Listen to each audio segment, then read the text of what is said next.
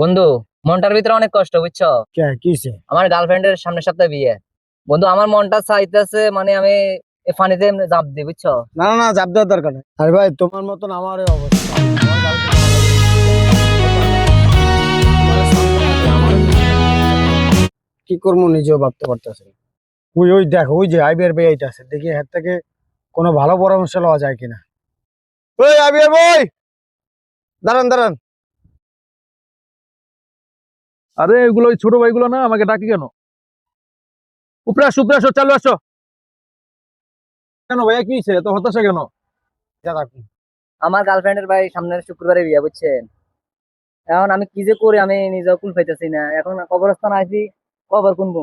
আমি আর বাঁচি থাকবো না ভাই, মরে যাবো ভাই। মহান আল্লাহ তাআলা যখন বাবা আদম আলাইহিসসালামকে জান্নাতে রাখছিল, তখন তার কিন্তু ভালো লাগে নাই, তার মন বসে না। তখন আল্লাহ তাআলার ইচ্ছা বাবা আদম আলাইহিসসালামের বাম সাইডের পাঁজর থেকে কিন্তু মা হাওয়া আলাইহিসসালামকে সৃষ্টি করছে।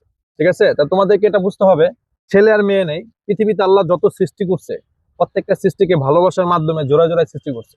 তুমি যাকে নিয়ে স্বপ্ন দেখছো, যার পিছনে টাকা নষ্ট করছো, সেম ভাবে তুমিও যার পিছনে টাকা নষ্ট করছো, হতে পারে ওই পার্টনার যদি তোমার লাইফে আসে, তোমার জীবনটা শেষ হয়ে যেতে পারে।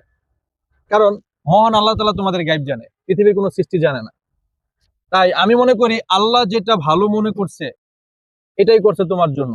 এখন তুমি হতাশা কেন নিচ্ছ? তুমি তো রাব্বুল আলামিনের কাছে শুকরিয়া আদায় করো, হে আল্লাহ, নিঃসন্দেহে আপনি আমার ভালো জানেন, আমার ভালো চান। ওই মেয়ে হয়তো আমার লাইফে আসলে আমার ক্ষতি হবে, তাই আমার জীবন থেকে ওই মেয়েকে আল্লাহ সরিয়ে দিছে। আলহামদুলিল্লাহ, আমি আমার জীবনকে আরো সুন্দরভাবে গড়ে তুলুক, তার চেয়ে ভালো মেয়ে আমার লাইফে আনো। ঠিক আছে?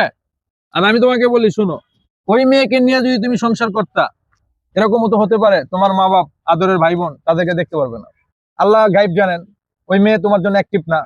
যদিও তুমি অন্ধভাবে তাকে বিশ্বাস করছো, তাকে তুমি ভালোবাসছো, কিন্তু আল্লাহ তো এটা চান নাই। কারণ কেন? তোমার ভালোর জন্য। আরে বোকা, এই জন্য কি নিজের জীবন দিতে হবে? আত্মহত্যা করার মতো কোনো চিন্তা ভাবনা করা যাবে?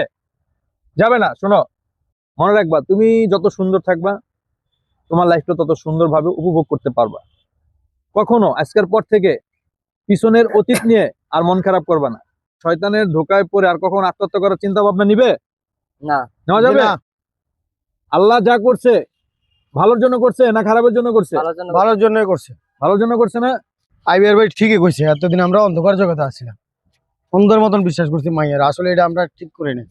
হ্যাঁ ভাই, গার্লফ্রেন্ড গোষ্ঠী গিলে আর গার্লফ্রেন্ডের পিছনে আর দৌড়ামো না এরম। এতদিন আমরা ভুল রাস্তা ছিলাম, এখন আর আটবো না এই রাস্তা। আজকে আজকে ধরে সব বাদ। আজকাল তো কোনো মেয়ে